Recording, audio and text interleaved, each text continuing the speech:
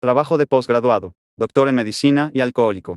Ahora que Bob tenía un diploma, se sugirió que se estableciera para darle forma a su vida y labrarse un futuro sólido y seguro. Cuando iniciaba cosas que realmente deseaba lograr, Bob era obstinado, también era ambicioso y quería ser un doctor en medicina como su abuelo materno. Sin embargo, por alguna razón, que nunca se ha sabido, su madre siempre se opuso tenazmente a esto. No tuvo entonces otra alternativa que obtener un empleo. De esa manera, Bob ocupó los 3 años siguientes en Boston, Chicago y Montreal, en una carrera de negocios que fue corta, variada e infructuosa. Durante los 2 primeros años, después de salir de Dartmouth, estuvo empleado en Fairbanks Morse, la compañía fabricante de básculas de calle Consbury, de la que su padre había sido una vez abogado. Arba J. Irwin, otro condiscípulo de Dartmouth, recuerda haber visto ocasionalmente a Bob cuando llegaba a Chicago en viaje de negocios, para Fairbanks Morse, y probablemente a ver a Anne, que entonces estaba enseñando en una escuela en el cercano Oak Park. Bob no estaba interesado en los negocios, dijo el señor Irwin. De hecho, todos los fines de semana se emborrachaba. Después de 2 años con Fairbanks Morse, Bob se fue a Montreal a vender refacciones para ferrocarril, motores de gas y otros materiales de ferretería pesada. Unos meses después se mudó a Boston, en donde trabajó un corto tiempo, en la tienda de departamentos Filenes, lo cual no le gustaba y no lo hizo bien ahí, de acuerdo a su hijo Smithy. Aunque los amigos de Bob solo estuvieron conscientes de borracheras ocasionales, estuvo bebiendo todo lo que pudo durante esta época. Comenzaron a aparecer los signos de progresión de su enfermedad al despertarse con lo que él llamaba los nervios de la mañana. No obstante, se jactaba de que solo perdió medio día de trabajo durante esos 3 años. Si ignoró, negó o no estuvo consciente de su progresión alcohólica, no negó la falta de progreso en su carrera de negocios. Todavía quería ser doctor y de alguna manera, se las ingenió para persuadir a la familia que le permitiera procurar ese objetivo, y así en el otoño de 1905, cuando tenía 26 años, entró a la Universidad de Michigan como estudiante de la preparatoria en medicina. A pesar de las metas y buenas intenciones de Bob, toda su sujeción pareció liberarse al poner pie otra vez en un campus universitario. Fue elegido miembro de una sociedad de bebedores, de la cual, tal como él decía, me volví uno de los espíritus guiadores, bebiendo con mucha más vehemencia de la que previamente había mostrado. Todo fue bien por un tiempo, después los temblores comenzaron a empeorar. Muchas mañanas Bob iba a clase y, a pesar de estar perfectamente preparado, se daba vuelta al llegar a la puerta y se regresaba a la casa de la fraternidad. Tan grandes eran sus temblores nerviosos que temía provocar una escena si se le preguntaba la lección.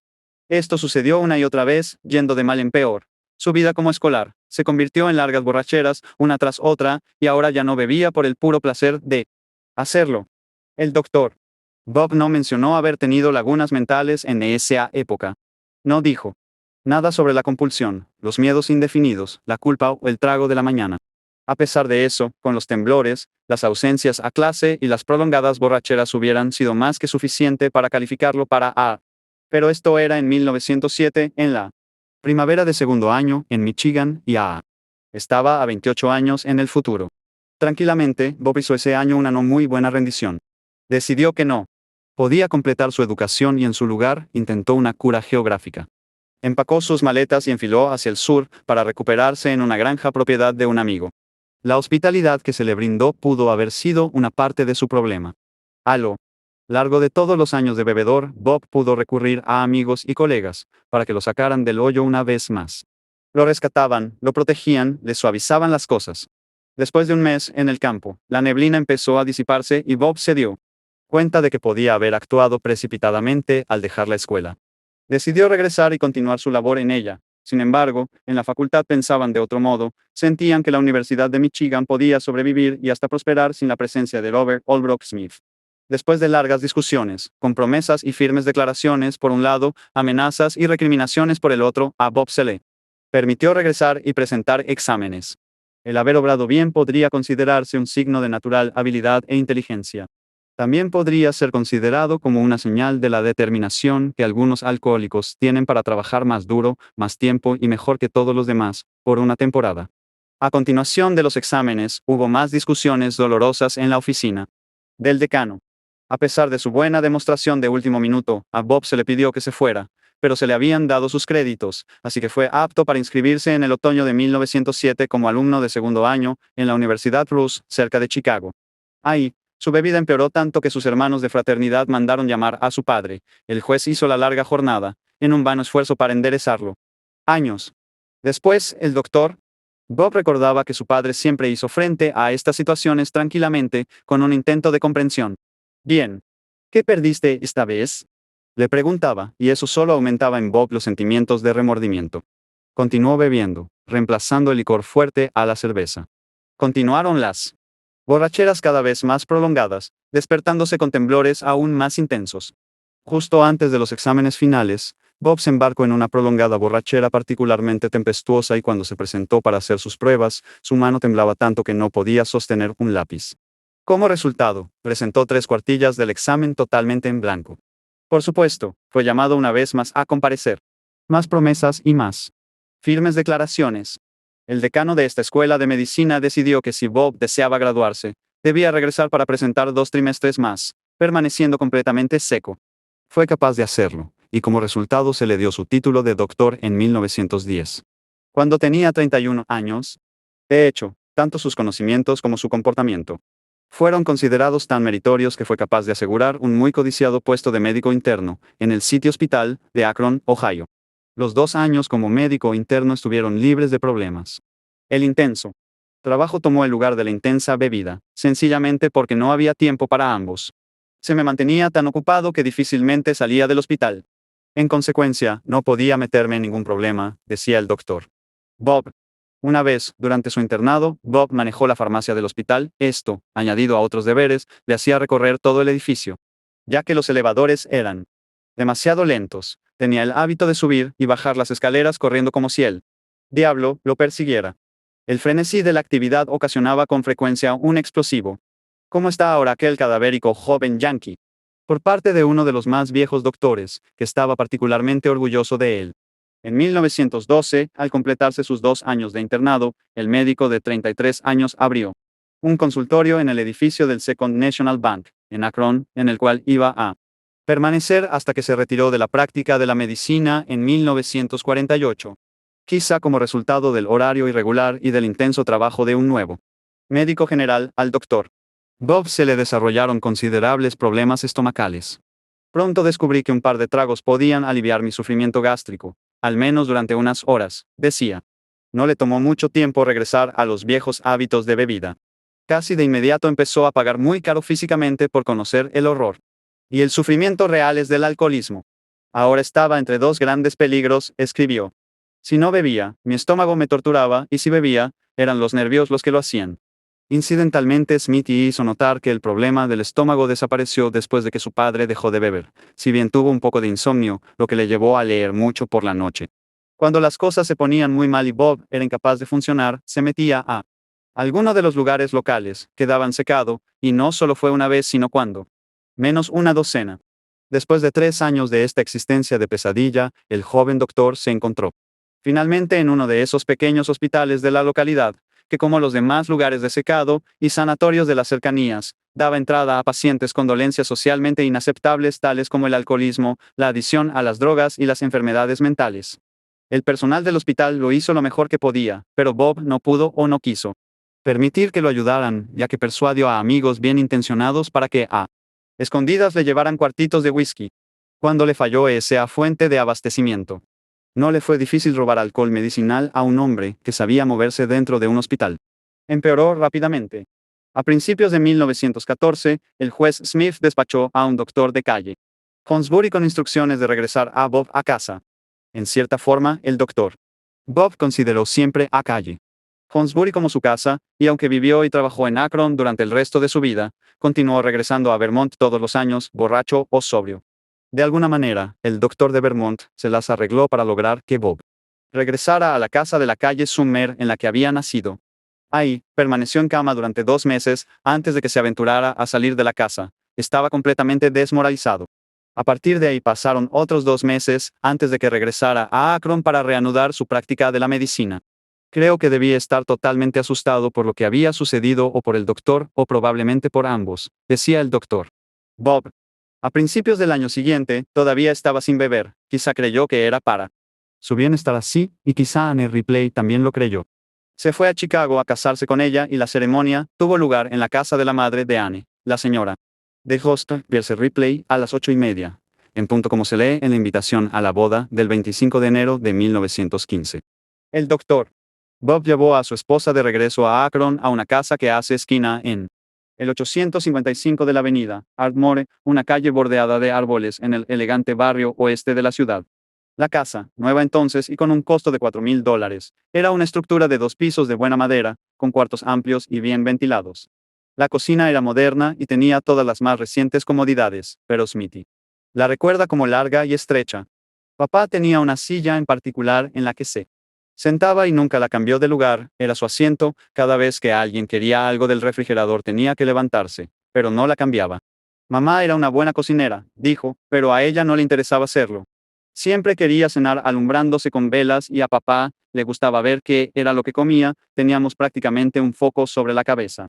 Él no prestaba ninguna ayuda en la casa, sino todo lo contrario. Una vez, mamá lo persuadió para que quitara el papel tapiz de la pared de la sala, metió por la ventana la manguera del jardín, abrió la llave del agua y la casa estaba alfombrada, mamá casi se desmaya. Además tenía la peor habilidad del mundo como mecánico, yo tenía que hacer todas las composturas. Los 3 primeros años de casados en la vida de los Smith fueron ideales, libres de toda la infelicidad que iba a llegar posteriormente. El doctor Bob continuó sin beber y fueron aplacadas todas las dudas que a Anne podían haberle quedado, eran entonces, como siempre lo fueron, una pareja en extremo cariñosa. Mamá siempre estuvo profundamente enamorada de papá, recordó Smithy. Nunca oí que se pelearan. Sue estuvo de acuerdo, pero admitió haber escuchado sin intentarlo lo que podrían llamarse discusiones. La vida profesional del doctor Bob también se deslizó son altibajos. Estaba adquiriendo una buena reputación como médico, que era un trabajo que amaba. A sus pacientes les inspiraba confianza, un poco autoritario y difícil. Al empezar a tratarlo, era simpático y comprensivo, una vez que empezabas a platicar con él. Anne Ripley era una estudiante de Wellesley cuando se conocieron ella y Bob durante sus 17 años de noviazgo. Ella enseñó en la escuela. Tenía una forma especial de mirarte por arriba de los anteojos. Era grandioso. Para tratarte, dijo Emma K., que estuvo cerca de los Smith en sus últimos años, tal como tú esperas que sea un doctor.